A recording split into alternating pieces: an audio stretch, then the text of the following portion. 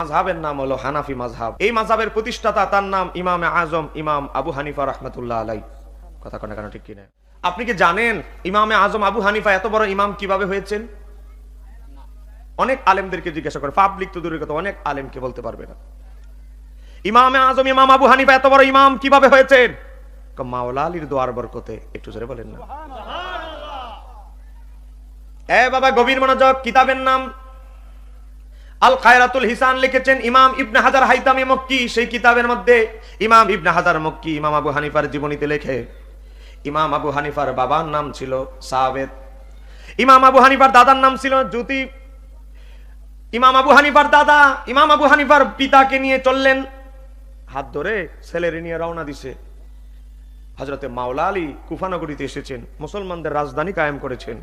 মাওলা আলীর একটু দোয়া বরকত, ফয়েজ বরকত নেওয়ার জন্য ইমাম আবু হানিফার দাদা ইমাম আবু হানিফার বাবাকে নিয়ে গেছে হযরতে মাওলা আলীর একটু বেলায়েতের নজর, মাওলা আলীর একটু দোয়া কালেকশন করার জন্য। একটু জোরে বলেন সুবহানাল্লাহ। ইমাম আবু হানিফার দাদা ইমাম আবু হানিফার পিতাকে নিয়ে রওনা দিলেন মাওলা আলীর দরবারে। ইসলামের চতুর্থ খলিফা বেলায়েতের সম্রাট মাওলা আলী মুশকিল কুশার দরবারে ইমাম আবু হানিফার দাদা ইমাম আবু হানিফার পিতাকে নিয়ে রওনা দিলেন। ইমাম আবু হানিফার পিতাকে সামনে আগায় দিলেন। ইমাম আবু হানিফার দাদা বলেন, ও আমিরুল মুমিনিন, বেলায়েতের সম্রাট, আমার এই ছেলেটার জন্য একটু আপনি হাত বুলায়া একটু দোয়া করে দেন। এ বাবা, হযরতে মাওলা আলী মুশকিল কুশা বললেন, তোমার ছেলের জন্য আমি দোয়া করে দিলাম।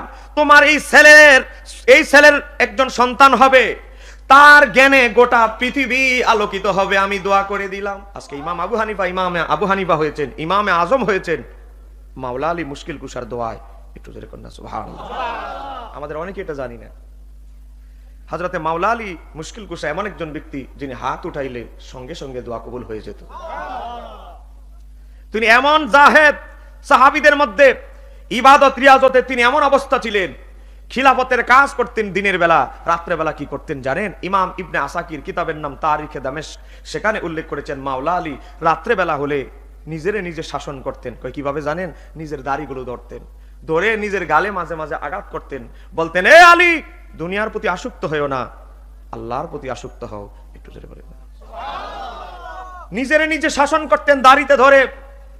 নিজের বিচার তো কেউ করবে না, কারণ তিনি তো খলিফা, এজন্য নিজের বিচার করতেন। সেই মাওলা আলীর দোয়ায় আমাদের মাযহাবের ইমাম এত বড় ইমাম হয়েছেন। এজন্য একদিকে আমরা ইমামে আজম আবু হানিফা রাহমাতুল্লাহ আলাইহি, তিনি বেলায়েতের শাহেনশাহ।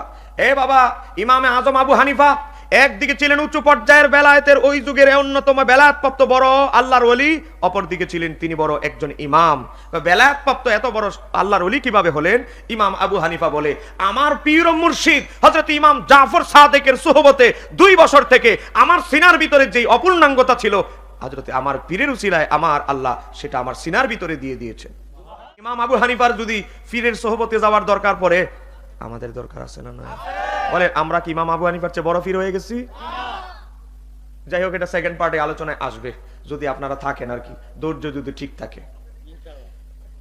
গভীর মনোযোগ। সবার আগে একটা জিনিস বুঝতে হবে, আমাদের দলের নাম আহলে সুন্নাত। ভয় করে আপনাদের? বহুত সংগঠন আছে, কিছুদিন ধরে ঘুমায়া ছিল, এখন সুযোগ পাইয়া জাগ্রত হয়েছে। আবার দেখবেন ক্ষমতা আবার আরেক দল আসবে, কিছুদিন ঘুমায় থাকবে, কিছুদিন আবার জাগ্রত হয়। কিন্তু আমরা সব সময় আহলে সুন্নাত ওয়াল জামাত বুক ফুলাই আমাদের সংগঠনের নাম বলি। এ বাবা, ইমাম মাহদী আলাইহিস সালাম যখন পৃথিবীতে আসবে, ইমাম মাহদীও এই সংগঠনের নাম বলবে। সেই সংগঠনের নামটা একটু বলেন, আহলে সুন্নাত। বেজাল সংগঠন। আমার ভাই মুফতি শাহ আলম হানাফি সাহেব ওয়াজের ভূমিকায় ওয়াজ করতে গিয়ে বলেছেন, বনি ইসরাইল 72 দলে বিভক্ত হয়েছে, আমার নবী বলেছে আমার উম্মত 73 দলে বিভক্ত হবে। যারা ওয়াজে ছিলেন হয়তো শুনেছেন, হাদিসটি এসেছে তিরমিজি শরীফের 2641 নম্বর হাদিস। হযরতে আব্দুল্লাহ ইবনে আমর ইবনে আস থেকে বর্ণিত, আমার নবীকে জিজ্ঞাসা করা হলো, ইয়া রাসূলুল্লাহ, 72 দলের মধ্যে 73 দলের মধ্যে 72 দল জাহান্নামে যাবে, ইল্লা মিল্লাতান ওয়াহিদাতান, একটা দল ছাড়া। এই একটা দলকে কেমনে সাধারণ মানুষ, জনসাধারণ চিনবে? আমার নবী তখন বলেছিলেন, মা আনা আলাইহি ওয়া আসহাবি, যেই দলের মডেল আমি নবী, আমার সাহাবীরা হবে, ওই দলটাই হবে জান্নাতি। এ বাবা, আহলে সুন্নাত ওয়াল জামাত নবী এবং সাহাবীদের দল। কথা কন না কেন? আপনি যদি আহলে সুন্নাত ওয়াল জামাতের প্রত্যেকটা কর্ম অনুসন্ধান করতে যান, আপনি যদি ঈদ মিলাদুন নবীর দলিল খুঁজতে চান সাহাবীদের থেকে পাবেন, আপনি যদি শবে বরাতের দলিল খুঁজতে চান সাহাবীদের থেকে পাবেন, আমরা নবীর নাম শুনি চুমু খাই, আপনি যদি এটা খুঁজতে চান সাহাবীদের আদর্শে পাবেন। কথা কন না কেন? আমরা নবীর ব্যাপারে আকীদা রাখি আমার আল্লাহ প্রদত্ত ক্ষমতা বলে। বলেন কার ক্ষমতায়? আল্লাহ প্রদত্ত ক্ষমতা বলে। নবী ইলমে গায়েবের সংবাদ দেনেওয়ালা, সংবাদ দিতেন। ও বাবা, আপনি যদি এই আকীদার দলিল নস খুঁজতে চান, অনুসন্ধান করলে গিয়ে দেখবেন অসংখ্য সাহাবীদের এই আকীদা ছিল। কথা বলেন। এ বাবা, নবীর 8 বছরের খেদমত করেছে। বলেন কয় বছর? তাকে একটা টাইটেল দেওয়া হয়, টাইটেলটা হলো খাদিমুর রাসূল, রাসূলুল্লাহর খাদেম। তার নাম হচ্ছে হযরতে আনাস ইবনে মালিক। হযরতে আনাস ইবনে মালিক রাদিয়াল্লাহু তাআলা থেকে বর্ণিত। ইমাম জালালউদ্দিন সুয়ুতী তাফসীরে দুররে মানসুরের মধ্যে উল্লেখ করেছেন। এই তাফসীরের একটা খণ্ড আমার এখানে আছে, এই যে দেখেন তাফসীরে আদ-দুররুল মানসুর। এটা 15 খণ্ড, এটা 3 নাম্বার খণ্ড। এটার পরেও আরো 2 খণ্ড, আগেও আছে 2 খণ্ড, পরেও আছে 12 খণ্ড। তো যেটা খণ্ড মারহাবা, এটা 4.5 বছর লাগায় লেখস। কয় এই ইমাম জালালউদ্দিন সুয়ুতী কেমন ইমাম? কয় যার সিনার ভিতরে 2 লক্ষ হাদিস মুখস্থ ছিল। সাহাবায়ে কেরামদের পকেটে টাকা না থাকতে পারে, সাহাবীরা যত অভাবে থাকুক না কেন, তারা সর্বোচ্চ দিয়ে চেষ্টা করতেন আল্লাহর হাবিবকে খুশি করা। কথা বলেন না কেন? কথা বলেন না কেন? ঠিক কিনা? এ বাবা, গভীর মনোযোগ। আমার নবীর একজন সাহাবী, তার নাম হচ্ছে আব্দুল্লাহ ইবনে আব্দুল মালিক, 8ম হিজরিতে ইন্তেকাল করেছে। তার 1 নাম্বার পেশা ছিল সে শায়ের। শায়ের বুঝেন না? যারা নাতে মোস্তফা পড়ে। আমাদের দেশের যারা শায়ের, এরা তো শুধু কণ্ঠ দিয়া গায়, কিন্তু শায়ের, অরিজিনাল শায়ের হলো যারা নিজেরা লিখতে পারে আবার নিজেরা সুর দিয়া গাইতে পারে, এরা হচ্ছে অরিজিনাল শায়ের। আর আমাদের দেশে যারা এলো নাত খা, শুধু নাত পাঠ করে, সুর নকল কপি করে, শুনে মুখস্থ করে, আর নিজেরা 1 লাইন লেখার ক্ষমতা নাই। কিন্তু অরিজিনাল শায়ের হচ্ছে যারা লিখতেও জানে, গাইতেও জানে। গভীর মনোযোগ। হযরতে আব্দুল্লাহ ইবনে আব্দুল মালিকের একটা বৈশিষ্ট্য ছিল, আমার নবীর মনটা যদি কখনো খারাপ থাকতো, আব্দুল্লাহ ইবনে আব্দুল মালিক আমার নবী তাকে ডাকতেন, তারে নিয়ে আসো। সে আমার নবীর শানে প্রশংসামূলক এমন নাতে মোস্তফা তৎক্ষণাৎ এমন ভাবে আবৃত্তি করে ফেলতো, আমার নবীর মনটা খুশি হয়ে যেত। একটু জোরে বলেন না সুবহানাল্লাহ। উনি একজন ধনী সাহাবী ছিলেন, বিভিন্ন দেশে ব্যবসা করতো। হঠাৎ করে এক চালানে ব্যবসায় ফকির, বুঝেন না, একবারে ফকির হয়ে গেছে। এমন অনেক ব্যবসায়িক দেখবেন, লোন টোন আইন একটা ইন্ডাস্ট্রি দাঁড়া করাইছে, আগুনে ফুইরা ইন্ডাস্ট্রি তো শেষ, লোনের চাকায় বেচারা শেষ। কথা বলেন না কেন? ঠিক কিনা? এ নবীর সাহাবী আব্দুল্লাহ ইবনে আব্দুল মালিক, আব্দুল্লাহ ইবনে আব্দুল মালিক ফকির হয়ে গেলেন। যখন তিনি ধনী ছিলেন, পয়সা ছিল, আব্দুল্লাহ ইবনে আব্দুল মালিকের একটা বৈশিষ্ট্য ছিল, বাজারে যখন নতুন ফল আসতো, ফ্রেশ ফল আসতো, আব্দুল্লাহ ইবনে আব্দুল মালিক কি করতেন জানেন বাবা? তিনি তখন ফলের বাজারে নতুন ফ্রেশ ফলটা যখন ক্রয় করতেন, সবার আগে তিনি ক্রয় করতেন। ক্রয় করার পরে অর্ধেক ফল আল্লাহর হাবিবকে হাদিয়া দিতেন, আর অর্ধেক ফল পরিবারের জন্য পাঠাইতেন। জোরে বলেন না সুবহানাল্লাহ। ওই যে সাহাবী, তার একটা বৈশিষ্ট্য ছিল, ওয়াজ মুখস্থ করে যাবেন না, একটু বোঝার চেষ্টা করেন। তার বৈশিষ্ট্য ছিল কি? পয়সা যখন, পকেট যখন গরম ছিল, মদিনার বাজারে ফ্রেশ ফলটা ওই নবীর সাহাবী আব্দুল্লাহ ইবনে আব্দুল মালিক তিনি কি করতেন? নবীকে অর্ধেক ফল হাদিয়া দিতেন, ক্রয় করার পর অর্ধেক বাড়িতে পাঠাইতেন, বিবি বাল বাচ্চার কাছে পাঠাতেন। এখন হঠাৎ করে যখন ফকির হয়ে গেছে, বুঝেন না, পকেট মন্দা, দেখবেন অনেক পয়সাওয়ালা মানুষ, জমিদার মানুষ আগে বাজারে সবচেয়ে বড় মাছটা ক্রয় করতো, হঠাৎ করে বুঝেন না পকেট মন্দা, বাজারে গেলে সবার আগে নজর পড়ে ওই বড় মাছটা, কারণ দীর্ঘদিনের অভ্যাস। কথা কেন কেন? ঠিক কিনা?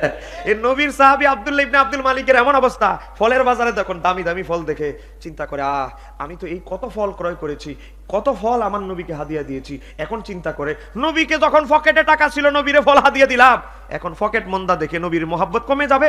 এটা তো হতে পারে না। দোকানদারকে বলল, দোকানদার, তোমার সাথে আমার দীর্ঘদিনের ভালো সম্পর্ক, তুমি যদি আমার কিছুদিনের জন্য বাকি দাও, তাহলে তোমার কাছ থেকে কিছু ফল কিনে আমি আল্লাহর হাবিবকে মাঝে মাঝে হাদিয়া দিতে চাই। বউ বাচ্চারে বহুত খাওয়াইস, এখন যেহেতু অভাব, তাদেরকে আর খাওয়ানোর সামর্থ্য আমার নাই, কিন্তু আমি চাই আমার নবীর আগে যেভাবে হাদিয়া দিতাম এখনো দেই, একটু সময় দাও, ইনশাআল্লাহ আমি আবার ব্যবসা নতুন করে দাঁড়ানোর চেষ্টা করছি, তোমার বাকি টাকা বকেয়া পরিশোধ করে দিব। আল্লাহর হাবিবকে ফল হাদিয়া দিবে, এটা না করে কিভাবে? আবার দীর্ঘদিনের একটা বন্ধুত্ব সুলভ সম্পর্ক। আর ঠিক আছে না, ঠিক আছে, ফল আল্লাহর হাবিবকে হাদিয়া দিতেছে, খাতাটা হয়ে গেছে বড়, বাকির খাতা বুঝেন না, লিখতে লিখতে বড় হয়ে গেছে। এখন অভাবে বন্ধুত্ব ফালায়, বুঝেন না ভালোবাসা। এখন বড় বড় পাইকারি বিক্রেতারা নোটিশ মেমো পাঠাচ্ছে, মদিনার অমুক ব্যবসায়ী, টাকা পয়সা যদি না পরিশোধ করো, পাইকারি আমাদের আড়ত থেকে, ওই বাগান থেকে তোমার কাছে আর ফল যাবে না তোমার দোকানে, তোমার ব্যবসা লালবাতি। এই নোটিশ আর মেমো দেখতে দেখতে পাইকারি বাকির বকেয়া, এই বেচারা তো খুচরা ব্যবসায়ী, তার মাথা গেছে গরম হয়ে, সামনেই পাইছে ওই নবী ও বন্ধু, নবীর সাহাবী আব্দুল্লাহ ইবনে আব্দুল মালিককে ধরছে, এ বেটা আজকে টাকা দিবি। লাগছে ধরা, বুঝেন না, দস্তাদস্তি, মোটামুটি কালারের গুদাম টুদাম ছিঁড়ে লাইছে আর কি, ঝগড়া টুকটাক হয়ে গেছে। শুনতেছে আমার নবী, নবীর সাহাবী শায়ের হযরত আব্দুল্লাহ ইবনে আব্দুল মালিককে কি যেন মারধর করতেছে। আমার নবী এগিয়ে আসলেন, এই হাত ছাড়ো, তুমি তাকে কেন মারছো ব্যবসায়ী? ওই ইয়া রাসূলুল্লাহ, সে আমার থেকে অনেক টাকার ফল বাকি নিয়েছে। চাইলেই কয় আগামী সপ্তাহে দিব, চেষ্টা করতেছি। চেষ্টা করতে করতে তার এতদিন হয়ে গেছে। ইয়া রাসূলুল্লাহ, আজকে আমার মাথার টেম্পারটা গরম, কারণ বহু পাইকারি বিক্রেতারা মেমো দিয়া দেখেন আমার দোকানে ফল নাই, ফল দেওয়া বন্ধ করে দিয়েছে। এই বেচারার কাছে আমার বকেয়া একটা লম্বা অংশ আছে, আরো কিছু বকেয়া আরো অনেক মানুষকে দিয়ে রেখেছি। ইয়া রাসূলুল্লাহ, এই কারণে তার সাথে এত ভালো বন্ধুত্বপূর্ণ সম্পর্ক থাকার পরেও আজকে মোটামুটি এক ধাপ হয়ে গেছে। আমার নবী বললেন, আব্দুল্লাহ রে, তুমি যদি এতই অভাবী হও, ঋণগ্রস্ত হও, ফল তো শখের জিনিস, তুমি ফল ক্রয় করতে গেলে কেন? খাইতে পাও না, আবার ফল কিনতে গেছো কেন? আব্দুল্লাহ বলতে লাগলো চোখের পানি সেরে, ইয়া রাসূলুল্লাহ, যেই দিন আমি ব্যবসায় লস খেয়েছি এরপর দিন থেকে আমি আর ফল ক্রয় করি না। কিন্তু আমি যখনই ফলের বাজারে আসি চিন্তা করি আপনাকে আমি অনেক ফল হাদিয়া দিয়েছি, এখন অভাবের কারণে আপনাকে হাদিয়া দেওয়া বন্ধ হয়ে যাবে, এই জন্য তার থেকে সময় নিয়ে ইয়া রাসূলুল্লাহ আপনাকে আমি মাঝে মাঝে ফল হাদিয়া দিতাম। একটু জোরে বলেন। আমার নবী এটা শুনে অবাক হয়ে গেলেন। আমার আল্লাহ জিবরাইল আলাইহিস সালামকে পাঠালেন। ইমাম ইবনে হাজার আসকালানী আলী সাবাফি তামিজি সাহাবার মধ্যে উল্লেখ করে জিবরাইল আলাইহিস সালামকে আমার আল্লাহ পাঠালেন, জিবরাইল, ও জিবরাইল, মদিনার বাজারে চলে যাও, আমার হাবিবকে গিয়ে বলো আব্দুল্লাহ ইবনে আব্দুল মালিকের যত যাবতীয় ফলের ঋণ ছাড়া আরো যত ঋণ আছে এই ঋণ পরিশোধের দায়িত্ব আল্লাহ এবং তার রাসূল নিয়েছে। সুবহানাল্লাহ। সাহাবীদের পকেটে টাকা না থাকতে পারে, বলেন নবীর মহব্বতের কোনো কমতি ছিল? বলেন না কমতি ছিল? খালি নবী হুকুম করতে দেরি, এ বাবা হুকুম করতে দেরি। সহিহ বুখারী শরীফের হাদিস।